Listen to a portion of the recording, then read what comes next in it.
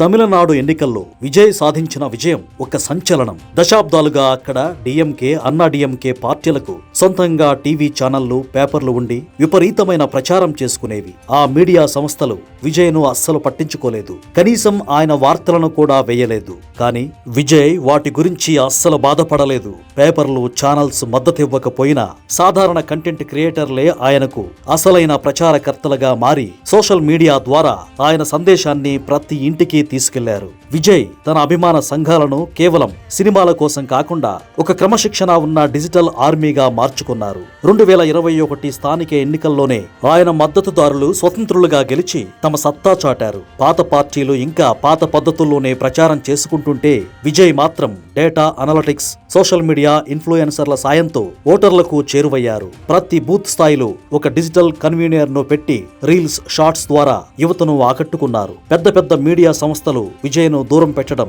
ఆయనకు ఒక రకంగా ప్లస్ అయ్యింది. వ్యవస్థ మొత్తం ఆయనకు వ్యతిరేకంగా ఉందనే భావన యువతలో కలగడంతో ఆయనకు మద్దతు మరింత పెరిగింది. మిగతా పార్టీలు కోట్లు ఖర్చు పెట్టి భారీ సభలు నిర్వహిస్తే విజయ్ టీం తక్కువ ఖర్చుతో మొబైల్ ఫోన్ల ద్వారా ఓటర్ల మనసు గెలుచుకుంది. ఇప్పుడు రాజకీయ యుద్ధం రోడ్ల మీద కంటే ఎక్కువగా మొబైల్ స్క్రీన్ల మీద జరుగుతోందని ఈ విజయం నిరూపించింది. రాబోయే రోజుల్లో ఏ పార్టీ గెలవాలన్నా భారీ పేపర్ యాడ్స్, టీవీ చర్చల కంటే బలమైన సోషల్ మీడియా నెట్వర్క్ ఉండడం చాలా ముఖ్యం.